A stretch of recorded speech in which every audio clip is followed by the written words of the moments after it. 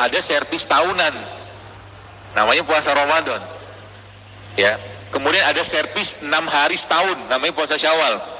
Lanjut lagi ada namanya servis rutin 2 kali sepekan, namanya puasa Senin Kamis. Lanjut lagi ada puasa 13, 14, 15. Lalu lihat 13, 14, 15, lalu ada hadis Nabi mengatakan berbekam pada tanggal 17 atau 19 atau 21 adalah cara Allah, katakanlah adalah penyembuhan penyakit, kata Nabi. Ada urutannya semua itu. Kayak gitu loh. Tapi yang wajibnya tadi 30 hari tadi. Tapi kalau yang sunnah-sunnah itu dikerjakan, bonusnya banyaknya luar biasa. Sangat banyak, Ibu sekalian. Ya. Tapi untuk mengerjakan itu berat nggak? Berat. Karena berat, Allah siapkan satu pintu khusus namanya Ar-Royan. Semakin berat suatu ibadah dikerjakan, semakin besar rewardnya.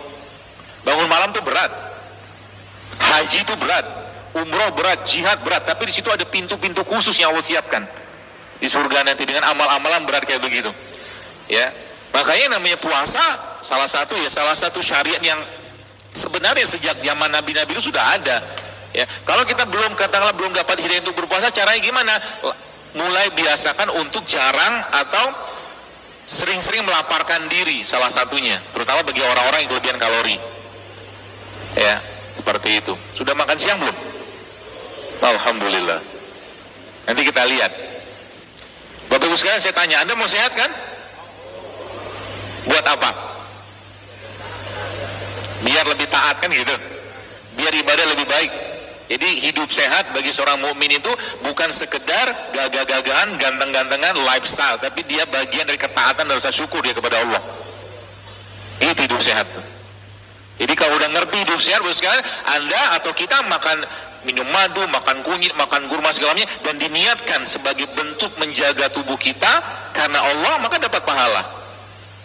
Itu bedanya kita dengan orang-orang kafir. Mereka punya healthy lifestyle, tapi Islam itu healthy lifestyle-nya berdasarkan pada keimanan. Karena Allah tidak menjadikan kita sering-sering sakit. Harusnya kita nggak boleh sering-sering sakit.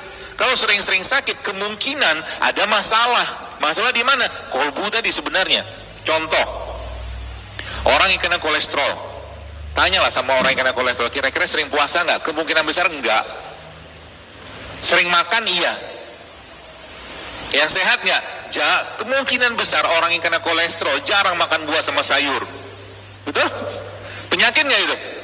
Penyakit. Kalau masuk ke kategori penyakit kolbu tadi, masuknya ke syahwat, nafsu. Gitu. Jadi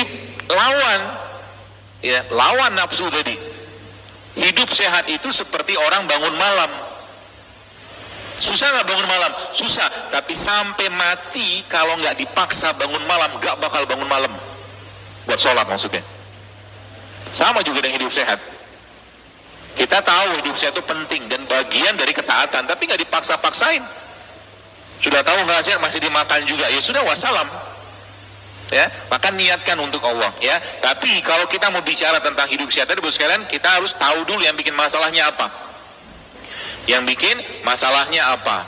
Masalahnya ada terlalu banyaknya gula yang masuk. Sedangkan kalau konsep makanan secara energi, makanan itu kan energi. Tapi kenapa banyak orang habis makan jadi ngantuk kayak begini?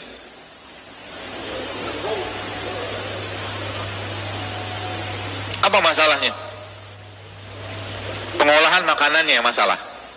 Kan gitu kan? Nasi nggak masalah sebenarnya. Ya, tapi ketika nasi itu dihilangkan selaput pembungkusnya atau kulit arinya, nasi cuma tinggal gula aja.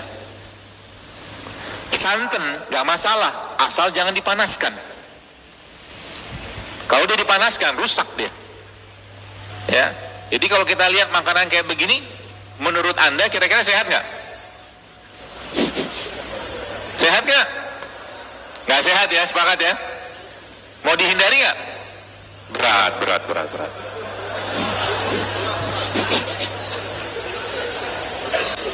Ya nggak apa-apa. Butuh waktu kadang-kadang menerima hidayah itu. Saya sempat ada ibu-ibu, saya pernah posting juga itu, ada ibu-ibu sudah setahun yang lalu saya bilang, ibu tuh gemuk, kakinya ya keluarga juga lah, kakinya bengkak gitu kan. Terus dia bilang, "Dok, apa saran dokter nih gini," dia bilang. Dia masih makan obat, kakinya bengkak. Saya pikirnya ginjalnya udah mulai kena gitu kan. Kakinya udah mulai bengkak, jantung juga mulai kena karena menggeh-menggeh, ngos-ngosan gitu kan. Saya bilang, Bu, saya cuma saran satu sama ibu. Apa itu? Stop atau kurangi nasi ya dulu. Apakah dia langsung lakukan? Belum. Setahun kemudian baru dilakukan. Tapi ketika setahun kemudian dia lihat, ketemu lagi sama saya, subhanallah, dia katakan benar sih kata dokter. Ketika saya ngurangin nasi, itu efeknya luar biasa ke badan. Karena seluruh gula yang nggak kepake, selain tadi bicaranya lemak, dia juga menyebabkan peradangan di badan, di sel. Ya, jadi kalau mau sehat, kita harus tahu dulu yang bikin masalah itu apa. Ya, bukan saya melarang makan karbohidrat, bukan. Ya, ini karbohidrat, pisang ini. Dan pisang itu, Bapak sekalian, subhanallah, salah satu tumbuhan atau buah ciptaan Allah yang sangat tinggi melatonin atau serotoninnya, hormon kebahagiaannya itu tinggi banget di pisang ini. Jadi kalau Anda lagi baper, lagi nggak jelas moodnya, makan pisang. Ya. Pisang itu di mana letak hormon atau mungkin letak bahan baku hormon tadi itu, letaknya pada daging yang paling banyak. Yang kedua pada kulitnya.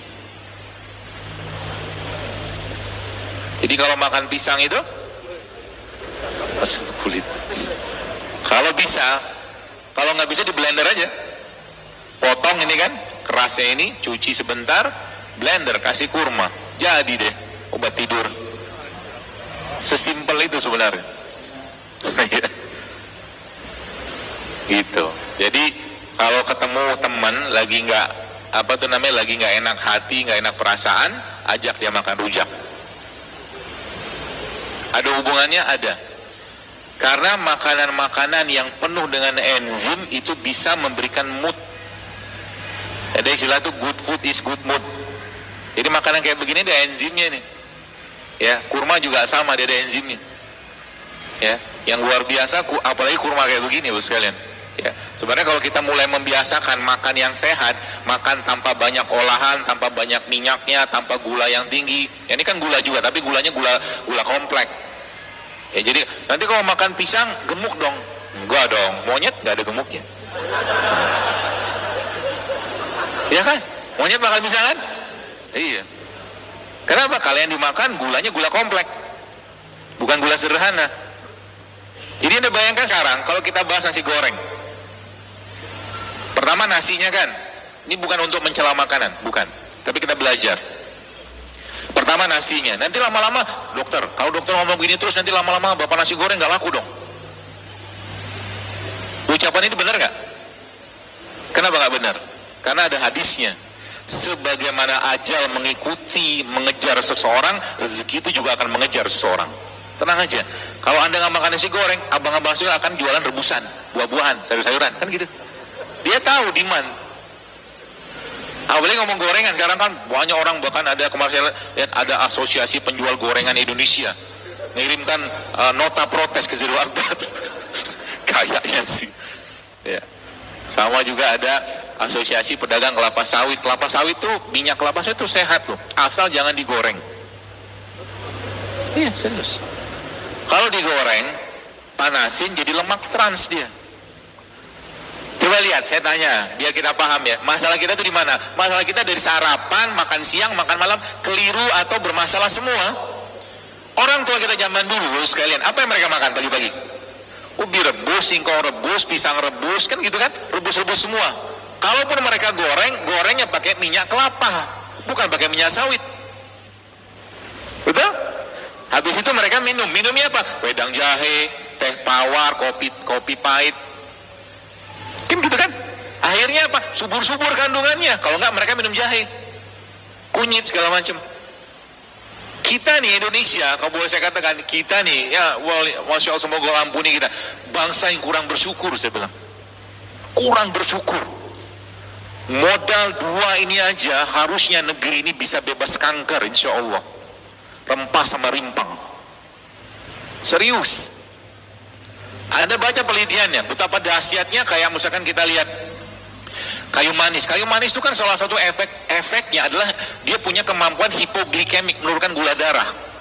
Yang sampai detik ini dunia pengobatan barat nggak bisa ngurusin diabetes. Betul? Masa harus makan obat? Masa harus makan obat diabetes sampai mati?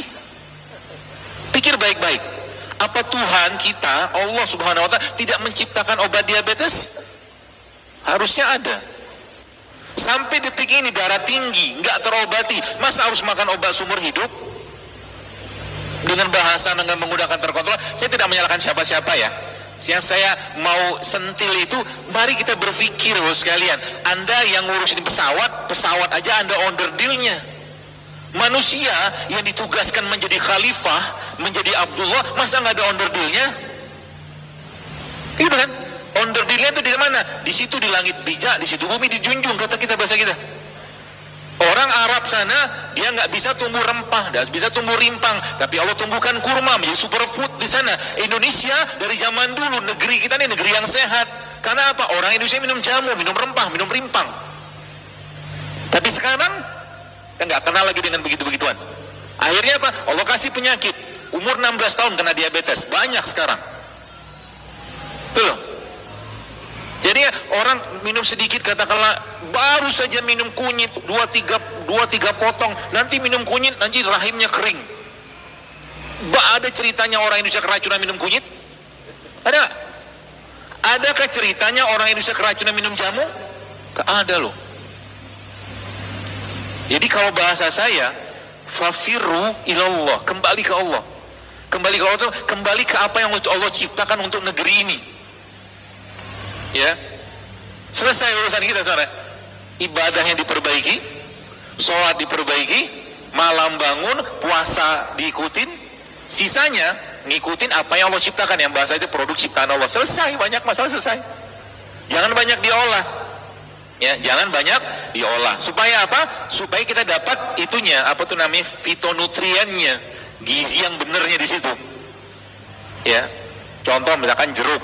Kalau Anda mau dapat jeruk, Anda mau dapatkan vitamin C, jangan minum jus jeruk dalam kemasan, makanlah jeruk. Gitu. Kalau Anda mau dapat katakanlah vitamin A gitu kan, ya udah minum makan wortel gitu loh. Itu yang bahasa kita tuh living food, makanan hidup. Ya. Orang tua kita zaman dulu, kita lihat sekarang ya, mereka, apakah zaman dulu orang tua kita makan nasi terus menerus? Sepertinya juga enggak. Kadang-kadang mereka makan ubi. Ubi kan juga karbohidrat. Kentang juga karbohidrat. Jagung juga karbohidrat. Masalah kita sekarang apa? Kebanyakan di gulanya, gula yang sederhana tadi. Sehingga apa? Kalau gula sederhana sudah terlalu banyak, yang terjadi ususnya bisa renggang. Ya, yang kita kenal dengan leaky gut itu loh. Ususnya bocor. Apa obatnya leaky gut? Rempah. Kalau Anda yang baca tulisan saya tadi pagi di Instagram itu, Anda bayangkan loh sekalian, itu udah puluhan ibu-ibu saya baca dan komen, sudah 3.000 komen yang mereka hamil modalkan rempah sama rimpang doang loh.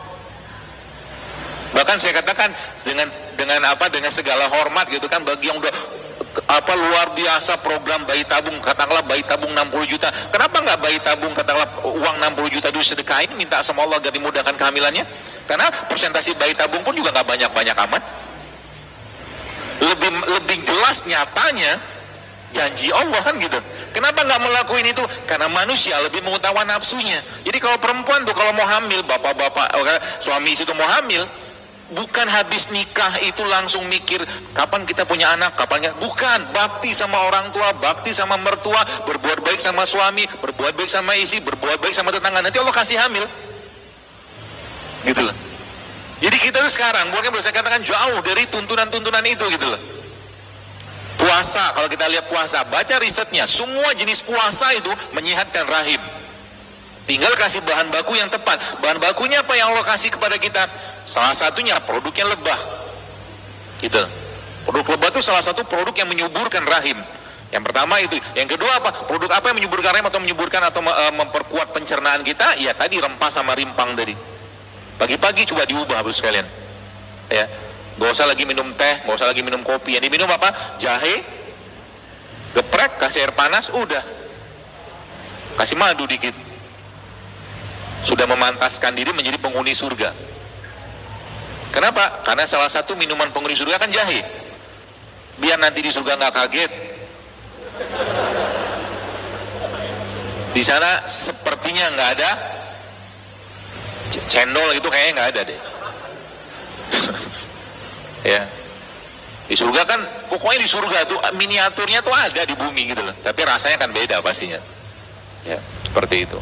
Bagi-bagi diubah makanannya dengan cara apa? Gulanya dikurangi. Ya, bagi-bagi. Contohnya apa? Ya makan buah misalkan gitu kan, sedikit makan sayur, atau kalau nggak yang lagi happening banget tuh makan tempe. Ya, tempenya dipotong-potong, tempe sehat ya, potong-potong-potong, lalu kasih sumber asam amino yang terbaik namanya madu. Jadi kayak dibikin bubur tempe, tapi tempenya dikunyah nanti. Enak banget Pak, Masya Allah itu. Nggak digoreng, maaf. Tempe itu sudah matang sebenarnya, kan kedelainya udah direbus. Ya gitu, diubah. Nanti kenyang sampai siang. Sampai siang kenyang. Apalagi tempe itu kalau di jus sama kurma, pagi-pagi nih saya ajarin bikin smoothies tempe. Tempe jangan digoreng. Ya Anda ambil kurma, ambil pisang, di blender. Minum, kenyang sampai siang insya Allah. Coba aja. Nanti lama-lama berat badannya turun dengan sendirinya. Dan lama-lama nih, saya kasih tahu buat bapak-bapak nih. Ya mas sekarang nih banyak laki-laki yang tidak perkasa lagi buat istrinya. Ya. Kemarin saya sempat ngisi di daerah Penggilingan, ada salah satu panitia itu yang beliau juga subhanallah mulai menerapkan apa yang saya sampaikan, nyetop ini makan ini segala macam, dan dia katakan, dok Masya Allah sekarang saya luar biasa, dia bilang. Luar biasa maksudnya dengan hubungan suami istri gitu kan. Seperti nagih terus tiap hari. Bagus saya bilang, sampai nanti harap-harap siapa tahu nanti isinya bilang, Abi harus berbagi kebahagiaan ini kepada wanita yang lain. Woi, mimpi. Kalau berani. Gitu. Gitu ya. Jadi obat kuatnya laki-laki itu hidup sehat. Obat suburnya perempuan hidup sehat. Tapi syaratnya apa? Gulanya dikurangi, tepungnya dikurangi, nasi kurangi, gula dikurangi, minyaknya dikurangi. Stop itu dulu sebenarnya. Seminggu ke depan jangan makan itu. Termasuk mulai siang ini. Siap? Siapa yang ingin hidup sehat? Saya motivator kan gitu kan. Bagus sekarang siap hidup sehat nggak? Kapan mulainya? Siang ini ya? Siang ini? Allah saksinya. Nanti kita lihat di kantin-kantin sama di dapurnya. Ya, nasinya masih banyak Kak? Ya sebenarnya hal sederhana, tapi kalau kita mulai memperbaikinya maka insya Allah akan banyak sekali hal yang kita dapatkan. Karena apa? 70-80% imunitas kita atau kekebalan tubuh kita itu ada di pencernaan. Dan pencernaan itu kata kuncinya ada 4.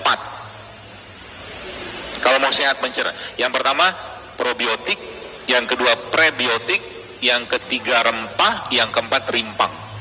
Satu lagi asam amino. 4 ini Anda bisa konsumsi tiap hari, niscaya insya Allah badan akan sehat banget. Probiotik kita dapatkan dari mana? Salah satunya dari tempe. Prebiotik makanannya probiotik. Jadi probiotik itu adalah biotik-biotik yang baik gitu lah. Bakteri baik lah gitu kan. Makanan fermentasi itu makanan yang baik. Ya, supaya dia berkembang bakterinya, maka kasih dia makan. Makanannya bakteri tadi namanya sayur dan buah. Jadi pagi-pagi misalkan nih teman-teman, Anda makan tempe, tempe ketemu sama kurma, kurma prebiotik, tempe probiotik, cukup. Gitu lah. Minumnya apa? Teh serai atau mungkin teh jahe, bikin jahe digeprek gitu doang, atau mungkin ketumbar, udah cukup, kenyang, sehat, kenyang. Gitu. Nggak perlu banyak-banyak, nggak ada gula. Gulanya gula, justru malah gulanya gula kompleks. Seperti itu. Oke? Lalu nanti siangnya, ya siangnya kita baru makan. Makannya lagi-lagi apa? Cobalah kurangi makan nasi putih dulu. Cobalah kurangi makan gula pasir dulu. Jadi kalau minum teh, nggak usah pakai gula. Kalau mau minum kopi, jangan pakai gula. Kalau Anda bisa punya madu, nggak apa-apa pakai madu, atau kalau nggak, pakai gula aren juga lumayan lah. Kalau minum kopi, misalkan tetap pengen minum kopi, ya sudah, kopinya pahit, makannya kurma, kan sama-sama manis. Gitu, seperti itu. Kayak begitu, sederhana tapi bisa mengubah isi badan kita. Ya, sederhana Bapak sekalian. Ya, jadi probiotik, prebiotik, rempah sama rimpang. Satu lagi asam amino. Sumber asam amino yang paling baik ada pada apa? Ada pada madu. Sumber asam amino. Maka minum madu itu tiap hari. Dan semua turunan produk lebah, makan aja. Lebahnya apa namanya? Madunya, ya propolisnya, royal jelly-nya, bipolennya, sarangnya, makan aja semua. Ya, karena dia sumber asam amino dan gennya badan kita ini bahan bakunya asam amino. Ini ada asam amino di sini. Ini di sini ada asam amino. Ya, jadi kebanyakan kita tiap hari miskin asam amino yang diasup, kebanyakan gula, gitu loh. Jadi kalau kita sedikit mengubah dengan pola-pola yang sebenarnya apa namanya efeknya itu kan luar biasa. Tambah lagi dengan sedikit mengurangi makan, ya sedikit aja, nggak usah banyak-banyak. Ya, mulai puasa Senin Kamis, mulai berbekam, efeknya itu luar biasa Bapak sekalian. Oke, seperti itu. Jadi obat-obatannya kita itu bisa dikatakan letakkan itu di sini. Nah, saya kasih tahu sedikit rahasianya. Jadi banyak orang bilang herbal itu kerjanya lama. Ya, herbal itu kerjanya lama. Sebenarnya enggak juga. Ya. Tapi menariknya, kalau kita bicara katakanlah misalkan kunyit lah. Kunyit itu salah satu rimpang yang sangat baik untuk migrain. Migrain. Ya. Tapi dalam kunyit dia isinya bukan cuma untuk migrain doang. Dia punya anti kanker, dia punya anti tumor, dia punya pembersih darah, dia punya anti peradangan, dia punya macam-macam dalam kunyit itu. Ya, ketika seseorang merutinkan minum kunyit dalam jumlah tidak banyak, maka si kandungan-kandungan tadi patroli Pak Bu, membersihkan badan. Ya, nanti kalau seandainya orang itu kena sakit, katakanlah yang jadi target organnya misalkan pembuluh darah misalkan, pembuluh darahnya vasokonstriksi atau mungkin menyempit, kemudian terjadi pusing atau sakit kepala seperti itu, maka si kunyitnya karena bagian yang lain sudah bersih langsung kerja di situ. Sampai di situ pemahamannya. Ya, catatannya apa? Kalau orang itu hidupnya bersih, hidupnya bersih maksudnya dia makannya clean. Tapi kalau seandainya dia masih suka makan yang nggak sehat, kalau bahasa itu makan yang nyampah gitu kan, kemudian ketika sakit, pusing sakit kepala, ya seperti itu dia makan kunyit atau minum jahe, kunyitnya patroli dulu, jadi butuh waktu. Nah, bahan anti nyeri pada kunyit itu, ya, ini bedanya sama obat kimia. Jadi kalau kita bicara paracetamol, paracetamol itu kan obat anti nyeri. Satu kapsulnya isinya 5 mg paracetamol. Kalau orang lagi pusing, sakit kepala atau nyeri minum paracetamol cepet tuh hilangnya. Kenapa? Karena 500 mg, tinggi sekali. Tinggi sekali maksudnya untuk kategori kita bandingkan dengan kunyit tadi. Dalam kunyit ada anti nyerinya. Katakanlah rumus senyawanya itu misalkan saja A1B1, tapi jumlahnya kecil 0,0 sekian.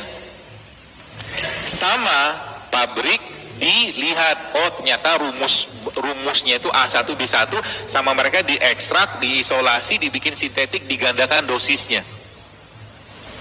Maka kalau kunyit tadi dimakan terus-menerus, dia masih relatif aman dalam jumlah yang tidak berlebihan. Tapi kalau paracetamol dimakan terus-menerus, pasti akan muncul masalah. Sebab apa? Pertama dia sintetik, yang kedua dosisnya tinggi. Seperti itu. Maka sebenarnya kalau boleh saya katakan, jangan sering-sering cheating. Cheating itu ya makan yang nggak sehat itu. Sebab apa? Kalau cheating nanti boleh sekalian tubuhnya akan nolak. Apalagi kalau kita sudah mulai program untuk hidup sehat, mulai clean eating, makannya bersih gitu kan, sebenarnya tubuh kita sudah mulai menyesuaikan. Nanti kalau sudah makannya nggak benar, dia langsung bereaksi.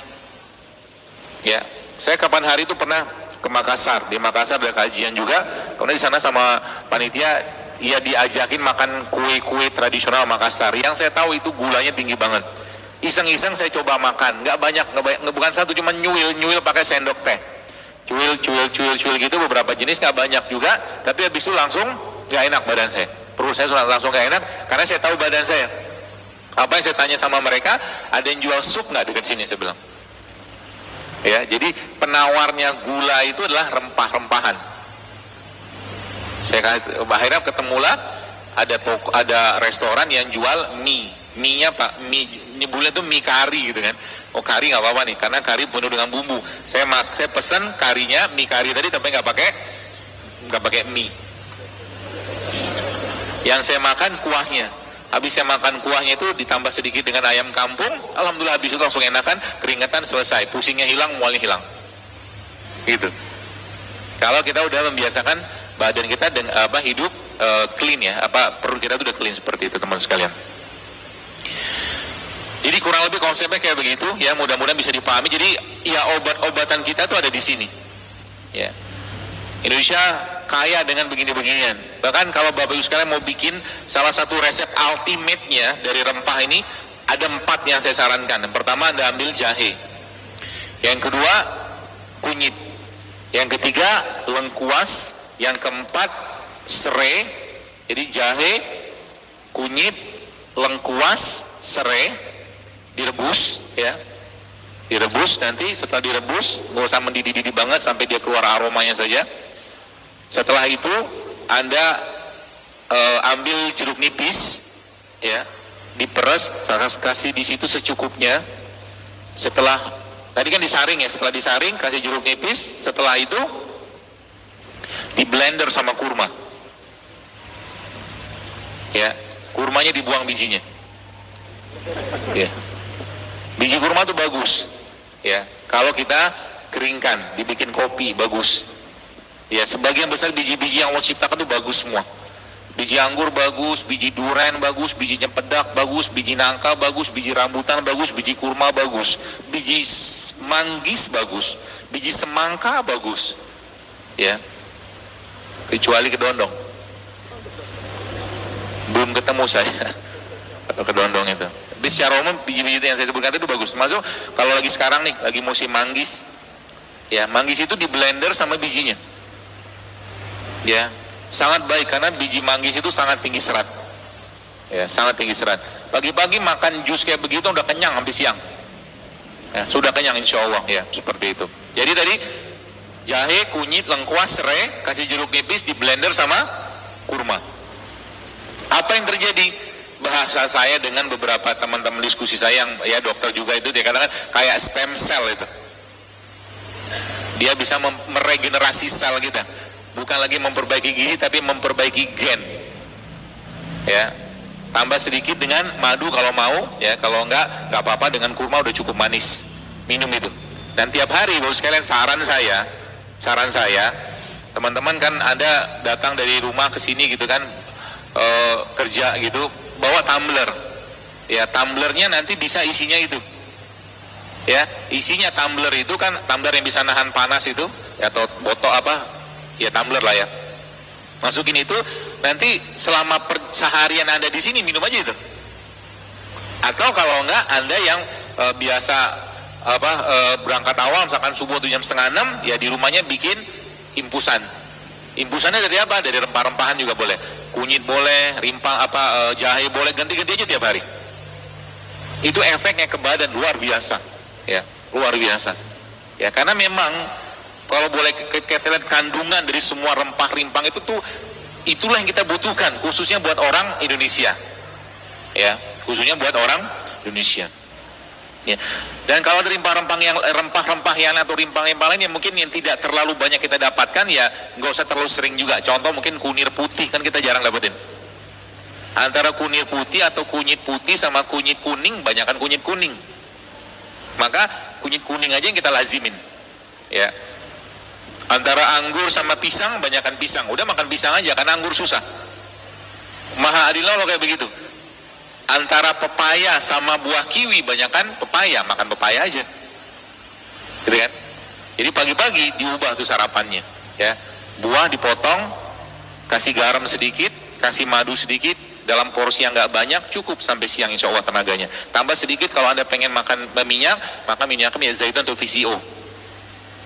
Siang nanti baru makan, ya. Kayak begini nih. Tapi jangan banyak nasi. Malam usahakan jangan banyak makan lagi.